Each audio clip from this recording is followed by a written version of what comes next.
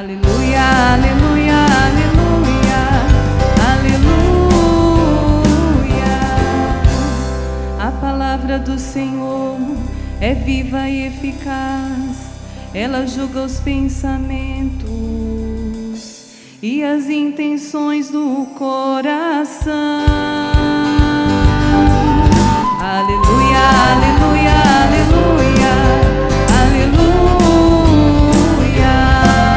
aleluia, aleluia, aleluia, aleluia. O Senhor esteja convosco. Ele está no meio de nós. Proclamação do Evangelho de Jesus Cristo, segundo Marcos. Glória a vós, Senhor. Naquele tempo, os discípulos de João Batista e os fariseus estavam jejuando. Então vieram dizer a Jesus: por que os discípulos de João e os discípulos dos fariseus jejuam e os teus discípulos não jejuam? Jesus respondeu: os convidados de um casamento poderiam, por acaso, fazer jejum enquanto o noivo está com eles? Enquanto o noivo está com eles, os convidados não podem jejuar. Mas vai chegar o tempo em que o noivo será tirado do meio deles. Aí então eles vão jejuar. Ninguém põe um remendo de pano novo numa roupa velha, porque o remendo novo repuxa o pano velho, e o rasgão fica maior ainda. Ninguém põe vinho novo em odres velhos, porque o vinho novo arrebenta os odres velhos, e os odres se perdem. Por isso, vinho novo em odres novos. Palavra da salvação. Glória a vós, Senhor. Tu és sacerdote eternamente, segundo a ordem do rei Melquisedeque. Mais uma vez. Tu és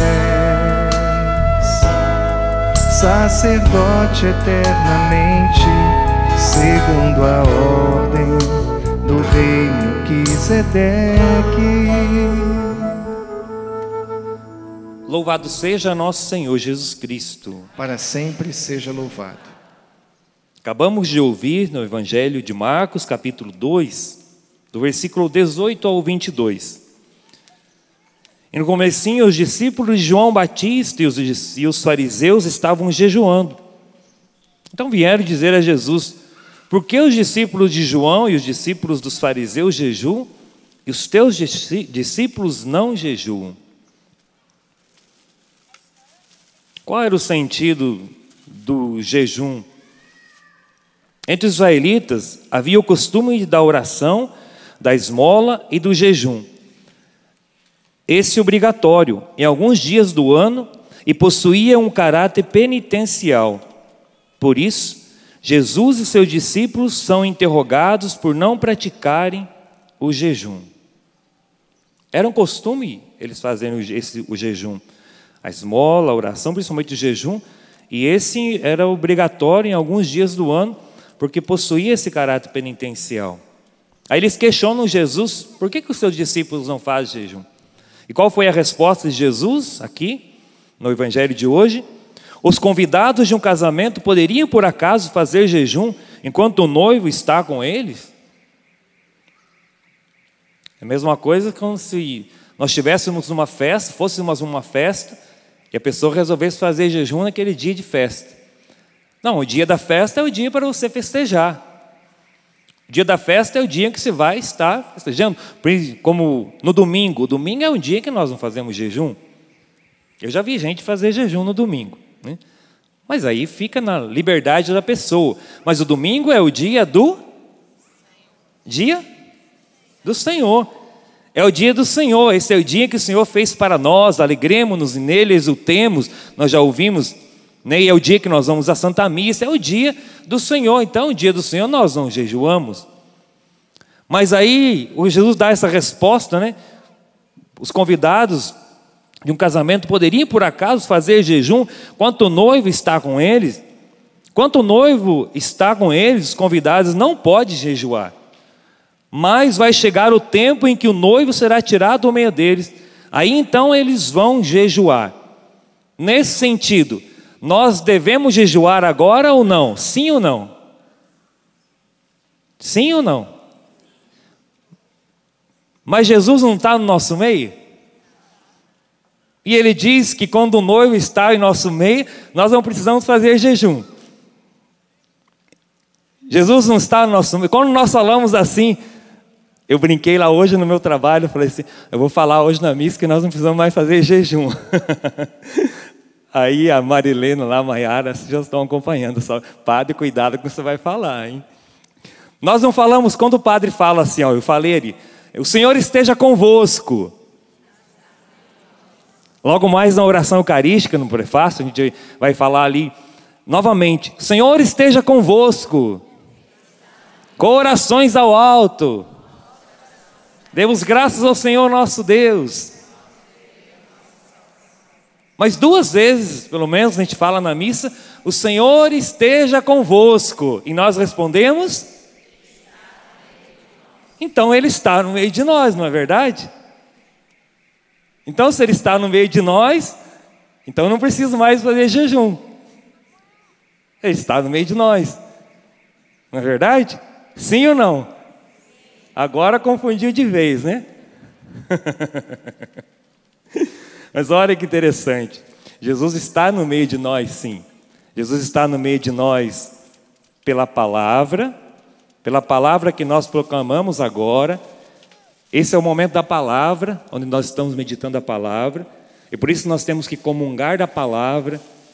Por isso que eu tenho que vir à Santa Missa, chegar no horário na Santa Missa, me preparar para viver bem a Santa Missa. Eu não venho à Santa Missa simplesmente para comungar. Eu não venho à Santa Missa, não, porque eu tenho que comungar da Eucaristia. Para eu comungar da Eucaristia bem, e os frutos da Eucaristia acontecer na minha vida, eu preciso comungar da palavra de Deus. Agora é o momento que nós estamos comungando da palavra. E Jesus está presente na palavra. Jesus palavra. Jesus está presente na palavra. Jesus está presente na Eucaristia. Logo mais quando o padre falar, eis o corpo de Cristo. Quando o padre falar, este é o meu corpo, é o corpo de Cristo. Este é o cálice da nova aliança, fazer isto em memória de mim. Não é mais o vinho. As pessoas até têm falam até errado, né? O padre toma o vinho do cálice. Não, nós acreditamos. Quando Jesus instituiu a Eucaristia na quinta-feira santa, Ele instituiu e Ele disse, isto é o meu corpo. E Ele disse, este é o cálice da nova aliança, fazer isto em memória de mim. E graças a Deus a igreja continua cumprindo esse mandato de nosso Senhor Jesus Cristo. E todas as vezes que nós celebramos a Santa Missa e nós fazemos a consagração, nós falamos, isto é o meu corpo, é o corpo de Cristo. Nós consagramos o pão, nós consagramos o vinho, o pão se transforma no corpo de Cristo, o vinho se transforma no sangue de nosso Senhor Jesus Cristo. Então Jesus está presente nas espécies eucarísticas, Jesus está presente também na comunidade, nos irmãos. Jesus está presente no meio de nós, sim. Por isso que é certo falar, Ele está no meio de nós, Ele está sim no meio de nós. Mas Ele está no meio de nós dessas formas. Não está no meio de nós mais como Ele estava naquela época. Naquela época Ele estava de forma visível, as pessoas viam Jesus. Ele estava junto com os apóstolos. Mas diz aqui o Evangelho mesmo de hoje, mas vai chegar o tempo em que o noivo será tirado do meio deles. Aí então eles vão jejuar. Jesus, Ele subiu aos céus na sua ascensão, Ele subiu aos céus. Do tempo em que Jesus subiu aos céus, sua ascensão, até a segunda vinda de nosso Senhor, até a parousia final, até a segunda vinda de nosso Senhor, agora sim nós devemos sim jejuar, sim. Nós devemos sim buscar fazer o jejum, porque Jesus agora virá uma segunda vez. Porque qual era o sentido do jejum do povo do Antigo Testamento? Eles jejuavam, e os discípulos também de João Batista, os fariseus, porque eles esperavam o Messias. Eles estavam esperando o Messias, por isso que eles jejuavam, faziam penitência, porque eles aguardavam o Messias. Mas o Messias chegou. Por isso que Ele disse que agora não precisava mais. Mas vai chegar um tempo em que vocês vão precisar fazer jejum. E o tempo de fazer o jejum é agora. Porque nós estamos nesse tempo da graça, vemos o tempo do Espírito e tudo mais. Mas é o tempo também que nós aguardamos a segunda vinda de nosso Senhor Jesus Cristo. E nós não podemos perder essa expectativa em que Jesus voltará uma segunda vez para separar o joio do trigo, para resgatar os eleitos de Deus e tudo mais. Agora, o sentido do jejum tem um outro sentido. O sentido do jejum agora, o jejum e a penitência não são abolidos, mas adquirem um sabor novo. Primeiro, os anima a viver com os olhos fixos no Senhor, esperando o seu retorno glorioso. Mas o jejum agora também, principalmente, irmãos, é importante que nós retomemos também essa questão do jejum. Nós esquecemos de fazer o jejum.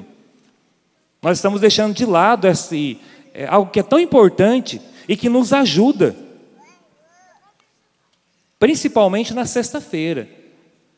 Não é só na quarta-feira de cinza e na sexta-feira santa que nós devemos fazer. Lógico, tem pessoas que têm problemas de saúde, um problema de estômago, então faz uma penitência. Gosta muito de café, como eu? Então deixe de tomar café naquele dia. Gente, quem gosta de café, deixar de tomar café um dia, é uma penitência. Parece que você cheira café em tudo que é canto, né? Não é verdade? Quem gosta de refrigerante, então, que não devia tomar nunca na vida, né? Porque faz mal para a saúde, né? Já faz mais de 8 anos que eu não tomo e não me faz falta, né? Não toma água, toma suco natural também, porque toma esse suco de garrafa também não presta também. Cuide da sua saúde também, importante. Mas quem gosta de refrigerante, ele não conseguiu se libertar deste mal, deixe de tomar refrigerante então naquele dia. Ou deixe de comer uma carne, então na sexta-feira, pelo menos faz uma penitência se não consegue fazer. Mas faz em que sentido? Faz só para ficar um pouquinho mais magro? Eu quero emagrecer, como fala o pessoal, né? Eu quero emagrecer, agora eu vou fazer um jejum. De quarta e de sexta para ficar um pouquinho mais magro. Isso não é jejum, isso é regime.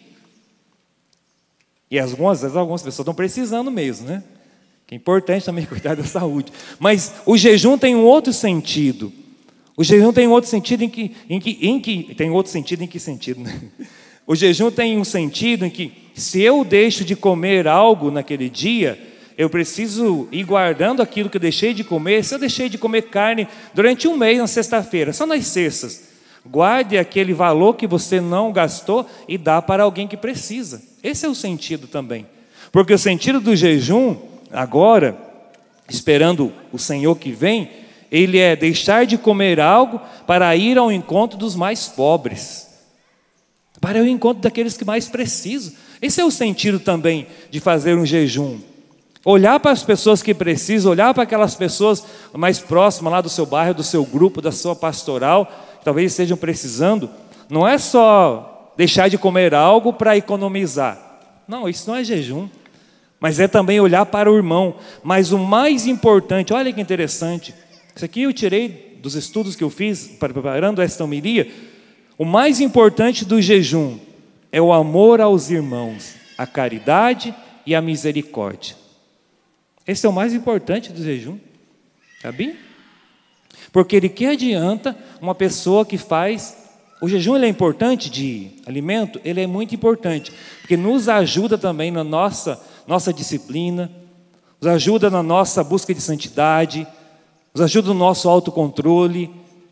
Quando a gente deixa de comer algo também, a gente pensa naquelas pessoas que não têm o que comer, e tantas outras coisas. Ajuda no nosso equilíbrio psíquico, tudo mais. Mas o mais importante, de que adianta uma pessoa que deixa de comer algo e tudo mais e fica de cara amarrado para os outros naquele dia? Eu não vou comer nada esse dia, aí ela tem dor de cabeça, ela fica de cara feia para as pessoas no trabalho dela. Que tipo de testemunho ela está dando no seu trabalho? Não adiantou de nada.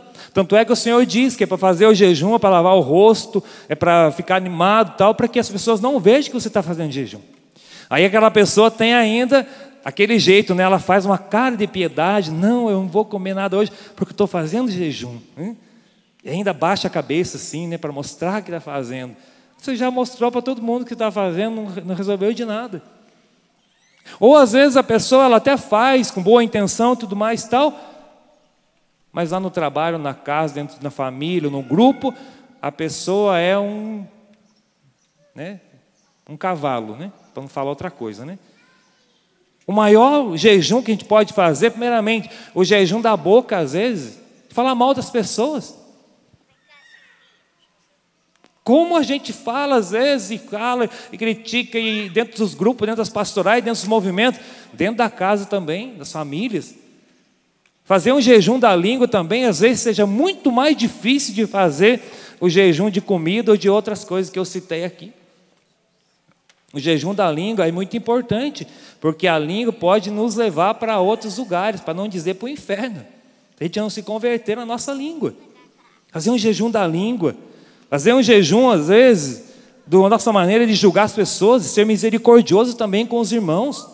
Por isso que é importante. O mais importante do jejum é o amor aos irmãos, a caridade e a misericórdia.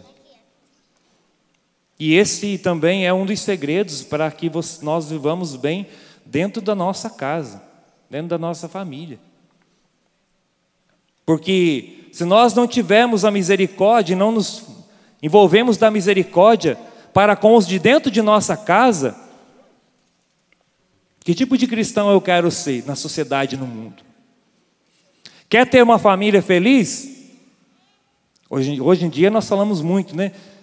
Como ter uma família feliz, quais os passos para ser uma família feliz e tudo mais. Mas você quer ter uma família feliz? Ou quer ter uma família abençoada por Deus? Primeiramente, tenha consciência de que sem a vida em Deus, meu irmão e minha irmã, sem a vida em Deus, a sua família não vai para lugar nenhum. E quem é responsável para trazer sua família para Deus? Sempre a gente pensa no outro, né? É você que está aqui hoje ouvindo esta palavra, ouvindo a palavra de Deus, que está aqui nessa missa. É você que está acompanhando de casa. Você é responsável para trazer a sua casa para Deus. Primeiro ponto, se você não for um homem de oração, uma mulher de oração, esqueça todo o resto. Nós precisamos retomar dentro da nossa casa, dentro da nossa família, a vida de oração. Padre, mas eu trabalho demais, eu corro para um lado, corro para o outro e tudo mais, mas não esqueça Deus na sua vida. É importante estudar, é importante ter coisas, é importante as coisas materiais, sim. Mas isso não vai salvar o seu filho, a sua filha, sua esposa, e não vai salvar a sua casa. Não lembre de colocar coisas dentro de casa, mas não esqueça de colocar Deus dentro de casa. Quer ter uma família abençoada, quer ter uma família feliz? Comece a colocar Deus dentro da sua casa. Retome a vida de oração dentro de casa. Meu esposo não quer rezar, pois reze você. Convide o seu filho lá para rezar com você. Ele não quer, ele é criança. As crianças têm que obedecer à mãe, têm que obedecer ao pai. Faz com que ele reze sim o terço com você. Faz com que ele saia do computador, dos jogos, lá que ele está viciado em jogos, e vai rezar o terço sim. Ele tem que ser obediente, pelo menos para... mas não deve obrigar a rezar. Tudo mais. Se você não fazer com que ele aprenda a rezar hoje, daqui a 10 anos ele não vai rezar. Você precisa ensinar ele a vida de oração. Você precisa ensinar o seu filho a rezar o Pai Nosso, Ave Maria, eu creio. Mas hoje em dia, o que acontece muitas vezes dentro de casa, com as famílias? Cada uma tem uma televisão.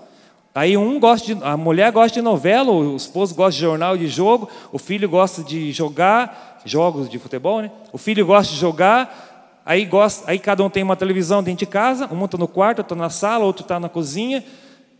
Aí alguns assistem a Canção Nova, o Aparecido, o Rei de Vida, né? Graças a Deus. Aí fica aquelas brigas também, porque o esposo gosta de jornal, a esposa gosta da Canção Nova. Ou gosta da Aparecida, e aí... né? Então divide, então vê o jornal também, aí vê a Canção Nova, vê a Aparecida, mas vê o jornal junto com o esposo também, não é errado ver um jornal. Tem o jornal da Canção Nova, da Aparecida, mas tem outros jornais também bons, eu também assisto, a gente tem que estar informado também. Sente lá com o esposo assistir um jogo de futebol. Eu não gosto de jogo de futebol, não tem problema, sente lá com ele, faz de conta que você gosta. Faz uma cara boa do lado dele. Senta do lado dele, abraça. Vou ver o jogo com você hoje. Aí quando o time perde, aí pior ainda, né? Que aí fica de bico virado, né? O resto da tarde, o resto da noite. Seja caridoso também com o seu esposo. Mas seja caridoso também com a sua esposa. Porque, primeiramente, essa vida em Deus. Hoje as pessoas, nós temos muito tempo para nós, mas temos muito pouco tempo para o outro, para o próximo, para o irmão. Nós nos tornamos egoístas. O mundo de hoje nos faz ser egoísta. Uma dificuldade tremenda de sairmos de nós mesmos. E por isso que temos nossas coisas, aí o nosso celular nos tira tempo também. E, irmãos, quantas pessoas, não são só histórias, situações que a gente acompanha, que a gente ouve, quantos casais se destruindo pelo WhatsApp, pelo celular? Quantas famílias se acabando por causa de algo que é bom, que nos ajuda, que ajuda até na economia, né? Na economia do celular e tal, o WhatsApp ajuda muito na comunicação, mas quem não sabe usar, usa para o mal, usa para ver coisas ruins na internet, e aí acabam se separando, acabam com tantas situações. Retome a sua vida, principalmente retome a sua vida em Deus. Padre, a gente só ouve isso mesmo, os padres falam isso, a gente tem que rezar, na família tem que rezar, mas uma família que não coloca Deus no centro, vai colocar o que no centro? Coloca outras coisas. Se lá na sua casa é só você que reza e busca a Deus, pois seja você fiel, a partir de você, a sua família vai voltar para Deus. Mas se você desistir, aí é que o inimigo vai aplaudir mesmo, porque ele te tenta para você desistir. Ele coloca o desânimo na sua vida para você desistir. Ele coloca o cansaço, coloca as situações para você fraquejar, para você não ir à igreja, para você não ir mais ao grupo. Para tanto, você acha que o desânimo, o pessimismo, o desânimo, o cansaço vem de Deus? Para você não ir à igreja? Para você não ir à missa aos domingos? Pelo menos aos domingos? É lógico que vem do diabo, do encardido, que não quer que você seja de Deus. E vai te tentar mesmo, se não ir. Vai te tentar, vai te dar uma dor de cabeça, bem naquela hora que você está saindo para ir para a missa. Aí você volta e não vai mais. Está se preparando para ir para o grupo de oração. Aí acontece alguma situação, se deixa você revoltado, ou você revoltado. Aí eu não vou mais, que eu não quero ir desse jeito para o grupo de oração. Foi o encardido que fez com que a situação acontecesse para você não ir. Seja fiel. Combata o bom combate. Seja firme na fé. Não desanime. Mas também, aprenda também e ensine os seus filhos, desde criança já, a buscar a Deus. Ensine-os da sua casa a buscar a Deus. Colocar Deus na sua vida, na sua família. Ensine eles a rezar o terço, retome a oração do terço. Quantos de nós, da nossa casa, da nossa família, ensinamos nossos a ler a Sagrada Escritura? Já de criança. Como que você quer que o seu filho seja um homem da palavra de Deus, a sua filha seja uma pessoa da palavra de Deus, se nós não sequer abrimos a Sagrada Escritura com ele desde criança para ler um salmo? Nós precisamos valorizar as coisas de Deus. O mundo de hoje é um mundo que vai tentar tirar cada vez mais aqueles que nós amamos, os nossos filhos, vai tentar tirar cada vez mais de Deus, da igreja. Quando o seu filho chegar da escola, pergunte para ele o que ele está aprendendo na escola. Ou você não tem mais tempo para o seu filho. Ou você vai tentar lembrar do seu filho ou da sua filha, quando acontecer alguma coisa com ele, e que Deus o livre, vai que acontece dele, acontecer algum acidente com ele, aí você vai lembrar que ele existe, que ele era bom, que ele era... Por que não lembra dele agora, enquanto ele está vivo? Não que isso vá acontecer, mas já aconteceu, eu já presenciei. Ezequias de jovem. Aí o pai, meu Deus do céu, meu filho, não fui presente na vida dele.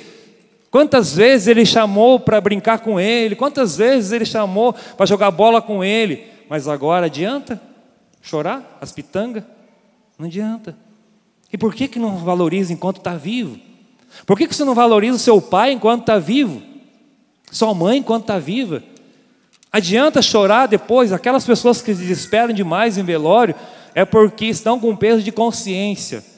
Nós vamos chorar assim quando nossos pais morrerem. Quando meu pai faleceu, nós choramos bastante, sentimos, sim.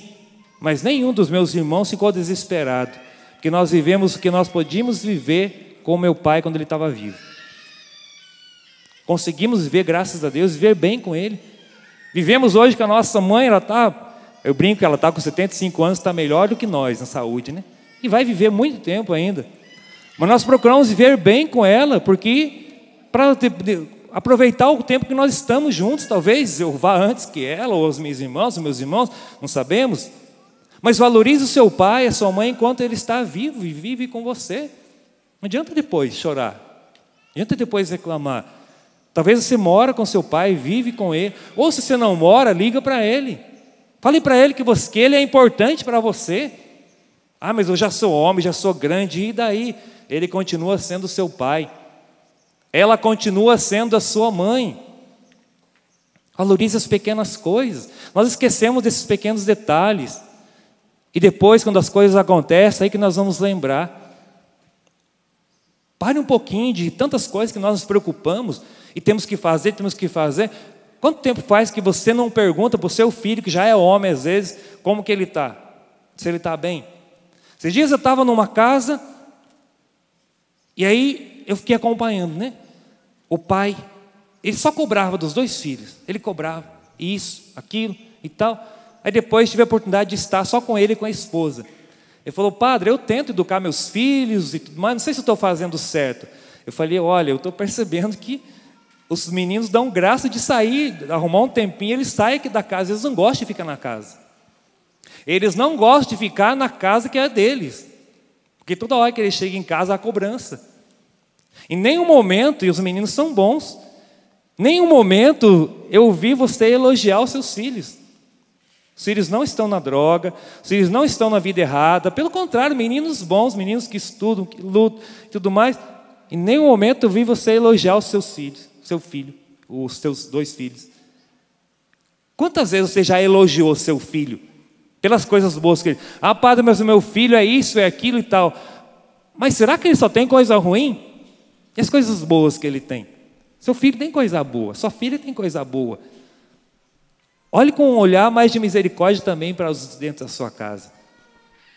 Às vezes nós fazemos o jejum de tantas coisas, esquecemos de fazer o jejum da misericórdia, de olhar para os nossos, olhar para dentro de casa. Temos que cobrar, sim, temos que cobrar. Você, como pai, como mãe, tem o direito de cobrar o seu filho, de cobrar a sua filha, de cobrar a roupa que ele usa. Cuidado com essa roupa aí, minha filha, essa roupa não está evangelizando, nem dentro de casa, imagine de fora, né? Coloca uma roupa aí. Eu lembro um dia uma pessoa me contou: olha, minha filha foi lá na loja, comprou uma roupa, quando chegou dentro de casa eu fiz ela ir trocar. Porque imagina uma mocinha com uma roupa daquela. Não tem como. Por mais que tenha que se vestir bem, as moças, mesmo que estejam na igreja, sim. Mas tem roupa que não dá para uma cristã, uma mulher cristã usar. Não tem como. Então os pais têm que cuidar dos filhos. Perguntar para o filho onde que ele está indo, quais são seus amigos, sim. Mas não é só cobrança. Seja também misericordioso dentro de casa. Seja também aquele que olha para sua esposa e valoriza as coisas que a sua esposa está fazendo por você. Depois que casa, parece que a gente se torna, né? Vocês se tornam um ambiente dentro de casa, não elogiam mais um ou outro. O esposo não elogia mais a esposa. Tem toda aquela história que a gente sabe, né? Que a esposa arruma o cabelo e tudo mais, e o homem não consegue preparar. Eu lembro um dia, uma ministra da Eucaristia aqui, ela tinha, né, cortado o cabelo e tudo mais, tinha mudado o corte. E eu cheguei aqui de manhã, e normal, né? Celebrar a missa. E ela chegou: oi, padre, olha o meu cabelo. E ela jogava para um lado, pô. Eu não tinha nem percebido que ela tinha mudado o corte de cabelo. É mais difícil para nós mesmos perceber. Mas valorize as coisas que a sua esposa faz por você. Valorize a roupa que ela lava, a casa que ela limpa. E se não limpa, mas as coisas boas que ela faz por você. Você, esposa, valorize o seu esposo também. Vamos começar a criar um ambiente mais agradável dentro de casa. Como dizia o Padre Léo, né? Depois que casa, os animaizinhos vão ficando tudo grande, né? Antes do casamento é meio, né? Meu ursinho, meu fofinho, meu queridinho, meu gatinho. Depois que casa, é seu cavalo, seu elefante, sua égua, né? Eles vão aumentando os animais, né? Diminua os animaizinhos, né? Vai diminuindo, né? Não deixa eles crescer demais. Senão, dentro da nossa casa, nós como cristãos, ao invés de nós exercermos a misericórdia, nós vamos exercendo, né? Aí a gente pode até fazer um jejum de comida, mas de que adianta? Eu não estou sendo caridoso. De que adianta? Eu não estou amando nem os irmãos dentro de casa. Eu estou amando. Que dirá amar os de fora. Que dirá amar os do meu trabalho, onde eu vivo. Vamos pedir ao Senhor esta graça no dia de hoje. E assim como na primeira leitura, diz que Jesus, ele foi, mesmo sendo filho, ele foi obediente, e obediente até a morte. Mesmo sendo filho, por aquilo que ele sofreu, aprendeu o que significa a obediência. Queiramos, no dia de hoje, ser obediente ao Senhor. Queremos, no dia de hoje, aprender o que significa a obediência. Eu quero encerrar com uma história, bem interessante essa história. Você já talvez tenha ouvido, mas a história é de dois irmãos que moravam em uma fazenda vizinhos, separados apenas por um rio. Iam se visitar todos os dias, à noitinha. As duas fazendas ficavam bem de frente uma à outra. Eles podiam se ver, mas a distância não permitia um diálogo, a não ser com o esforço de uma caminhada. Cada um deles caminha por longo tempo até chegar a uma ponte distante, atravessá-la e caminhar por mais um tempo até encontrar-se com outro irmão em sua fazenda. Ao se encontrarem diariamente à noitinha, conversavam muito e depois, aquele que foi ao encontro do outro, voltava para sua casa. Eles se amavam muito e faziam isso todos os dias. Mas um dia tudo mudou. Entraram em conflito. Foi a primeira grande desavença em toda uma vida de trabalho lado a lado. Mas agora tudo havia mudado. O que começou com um pequeno mal-entendido, finalmente explodiu numa troca de palavras ríspidas, seguida por muito e muito tempo de total silêncio. Eles podiam se ver do outro lado do rio, mas um virava a cara para o outro quando isso ocorria. Uma certa manhã, o irmão mais velho ouviu baterem à sua porta.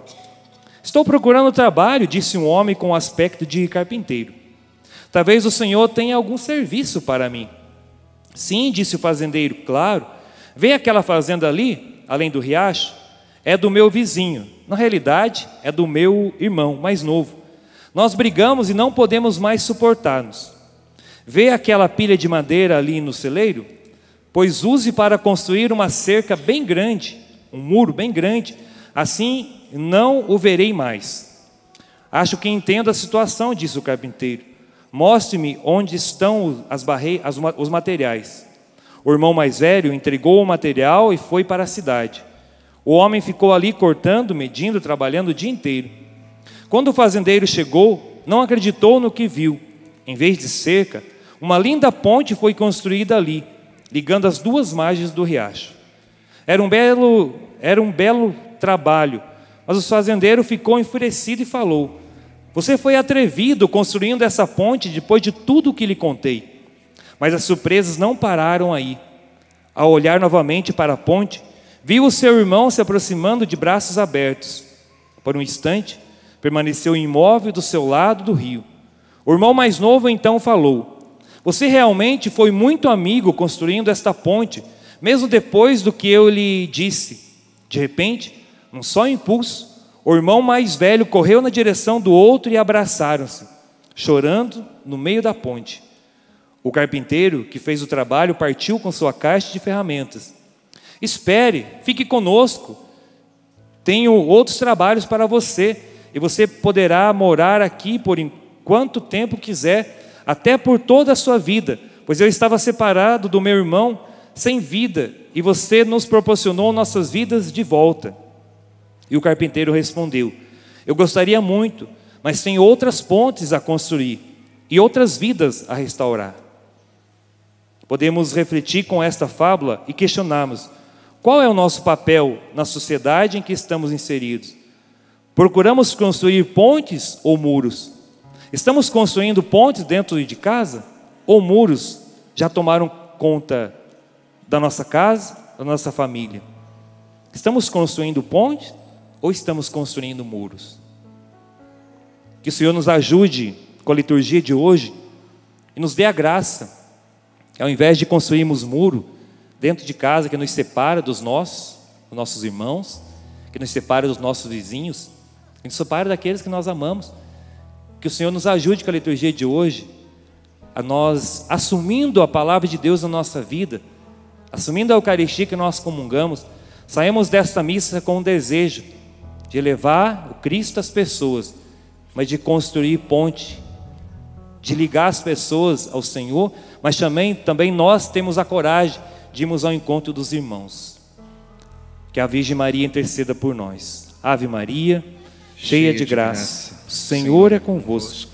Bendita sois vós entre as mulheres, e bendito é o fruto do vosso ventre, Jesus. Santa Maria, Mãe de Deus, rogai por nós, pecadores, agora e na hora de nossa morte.